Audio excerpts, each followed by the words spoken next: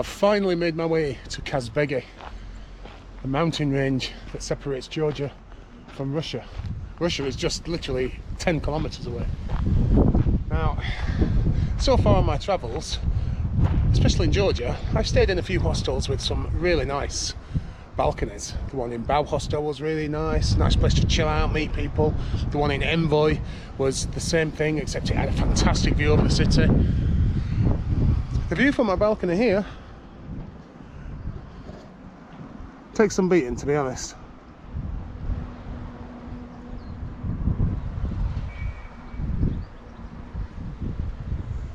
This is the city. There's a river in between. There's a bridge that we have to cross to get into the city. It's restaurants and markets and stuff over there. There's not a great deal to do. Most people come here to do a hike to an Orthodox church that's somewhere up here. In fact, you can just see it now. You can see the glacier there. Just to the left, there's a church.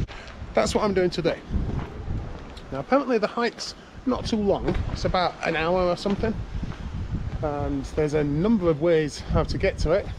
I'm going to take the trail that's recommended by the Wanderlust website, because that website has served me so well while I've been in Georgia. And apparently it's not too steep if you go this way. Check that out. It's actually got an address. Oh, I'm Mestia, where the mountains are in the distance. Here, it's right in front of you. Just up there is the church that I'm trekking to. I'm just coming up now to the actual start of the trek, and I do believe, or I'm hoping, that there's a little cafe restaurant. So I definitely don't want to be doing this trek on an empty stomach. So here we are then, the cafe Gergeti. Georgian food, beer, coffee, tea, cake. I don't want something too heavy. We'll see what they've got.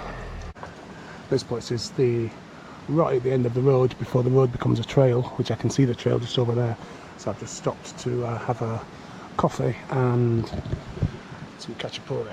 Now I'm pretty much expecting the coffee to be instant, and the khachapuri, I think it's just like a square thing rather than the ones I've had before, but we will see. All I need is just a bit of energy, so coffee and khachapuri will do me fine. I've just filled my belly with coffee and khachapuri, and now I begin the trail. And according to the Wanderlust website, this fork in the road, wow, look at these.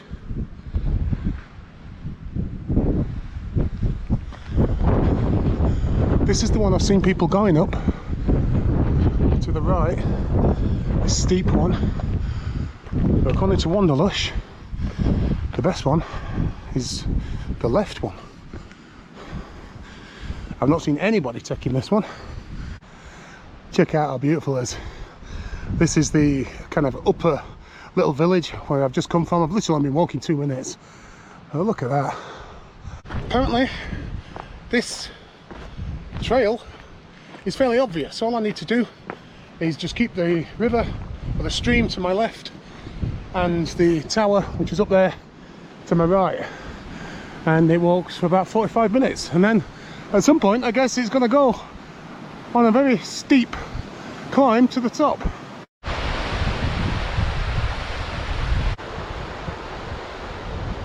Now the trek from Mestia to Ushguli was absolutely stunning. And everyone I know who's done both, who's been to Mestia and been here, have said that Mestia is the number one. And this is nice, but it's not quite as beautiful as Mestia. I've been walking for 5 minutes. And that's as beautiful as anything that I saw in Mestia. It's absolutely stunning.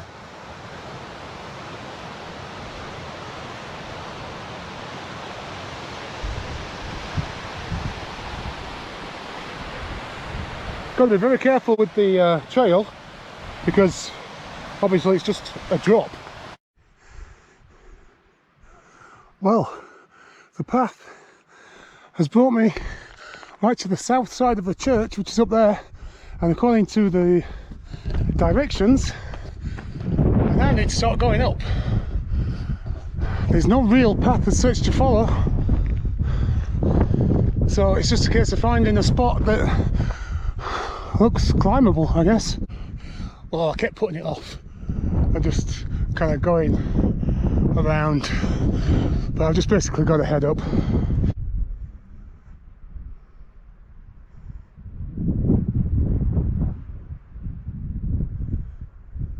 Almost there. The last little bit of uphill. Here we are. It took me about an hour with a few stops.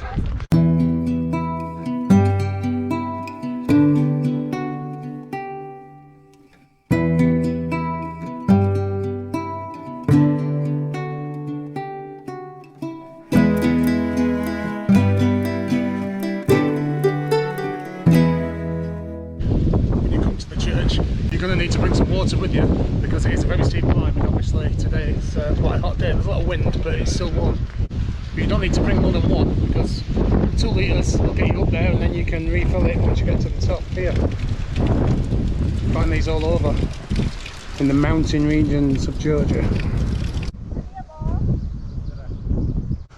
Well, now it's time to take the path back down to the village and go on an alternative route. And the best thing about coming this route is you get to take photos of the view without all the other tourists around, because they're all up there.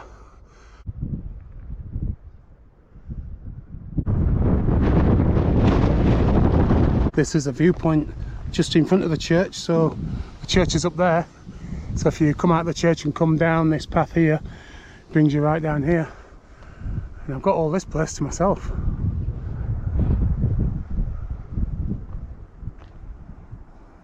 Well, this alternative route is actually really difficult because it's not wet or anything, but it's because it's so dry, the gravel, you just slip on the gravel. So you're best off walking just to the side of the actual path.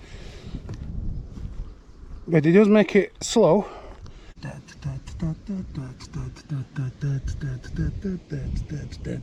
Well, that crazy steep and slippy path eventually brought me to the road, and apparently there are parts of the forest what you can cut through, but I think I'm going to stick to the long and winding road.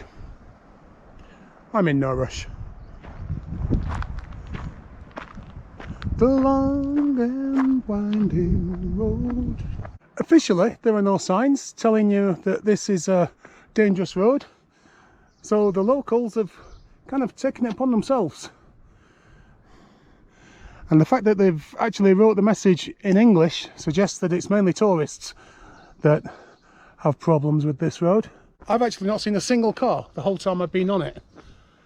It does say that you have to be careful when the traffic is busy and people are going up and coming back down from the church. Watch out for falling trees as well. Never get fed up of looking at this. What a beautiful part of Georgia. Oh, here's a car.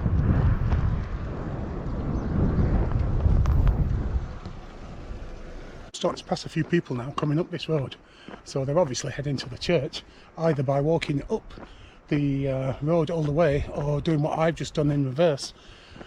Climbing that steep hill with all the kind of loose rock is going to be pretty tough going, to be honest. So if you are doing the trek, then make sure you follow the Wanderlush website and go up the way I went up, because that was much easier. This is the kind of thing that you got to watch out for on these roads. Well, the road has brought me back pretty much where I started, in fact exactly where I started. Just up here is the cafe where I had breakfast, and apparently this is the bit where people go wrong. They walk up to this part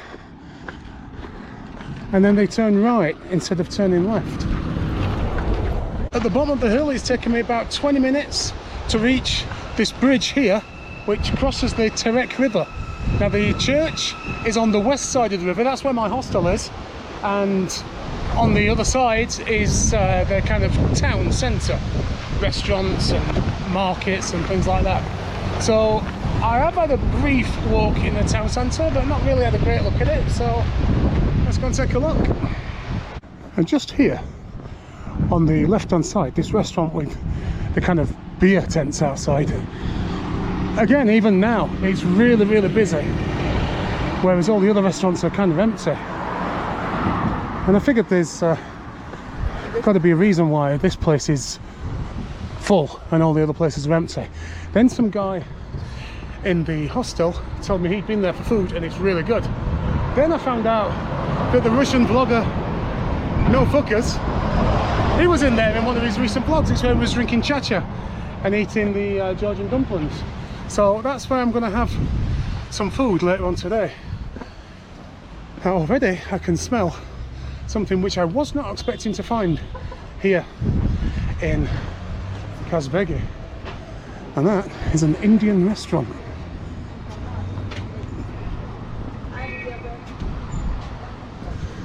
Check this out, the Lucky Dhaba. It's actually run by Indians as well. This is where I got dropped off yesterday. I'm presuming this is where you get the marshrutkas or the shared taxis back to Tbilisi.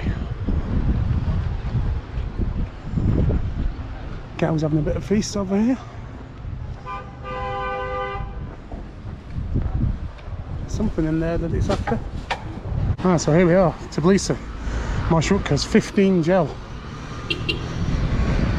So I paid 30 to get up here, but that was in a shared taxi. And he didn't stop off and let me look at the Russian-Georgia friendship monument, which is kind of the whole point of getting a shared taxi, is that you can kind of just ask him, you know, just for you to nip in and take a couple of photos.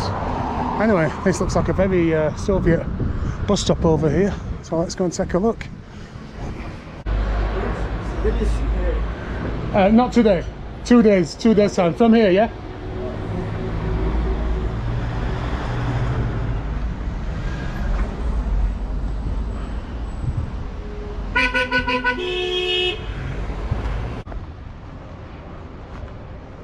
So I'm in the Scar market, and as soon as you walk in, this is unusual. You actually got a bar in the market and tons of smoked fish.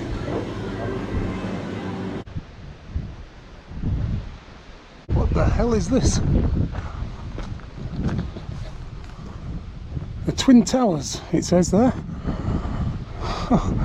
It looks like some kind of old cable car station. Maybe there used to be cable cars that used to take you all the way up to the church. I didn't hear of anything like that. Let's see if we can have a look.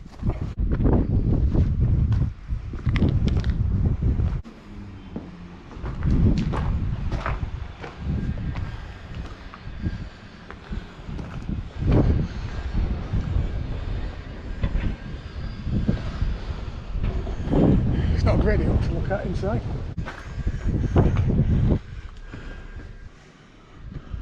It's now basically used as a toilet, judging by the smell. I was going to come to this place last night, this pizza corner here. It's supposed to be open now, but it's not. But there are the remains of a discarded pizza outside, so it's still in business. Instead, I ended up going to the spa and getting some beans and some bread and having beans on toast. Well, this is the restaurant that I was talking about earlier on. And yeah, I think I'm going to come here now, have a couple of beers, get some food.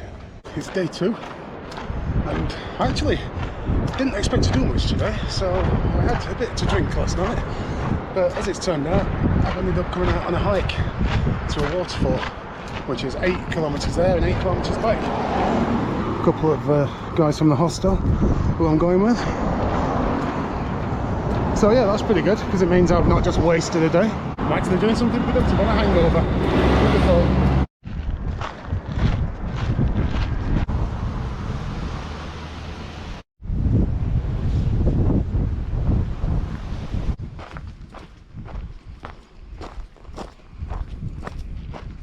Well, we just had to hike through like thick nettles and thorns which were like taller than we were.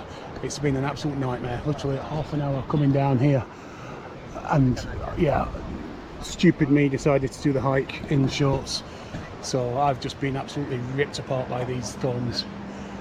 So anyway, we're back to the road, which should have never really left really.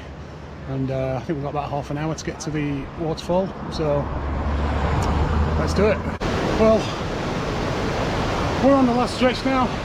I can see the waterfall.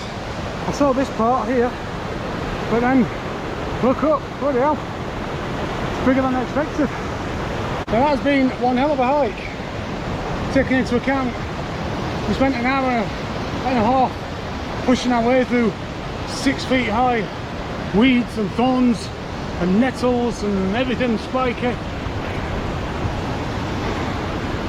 So let's push on for the last few meters so we can have a good view of the waterfall. And there we are.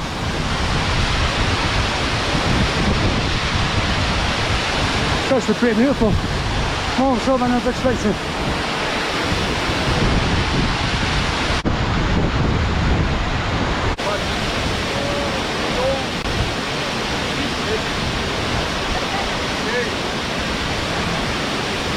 Back on the road now. 1 hour and 48 minutes to get back to Kazbegi.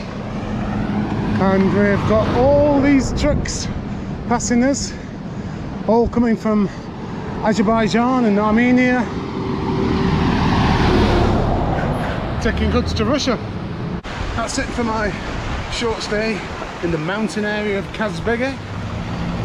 Had a good time here, met some cool people, but now it's time to head back to Tbilisi.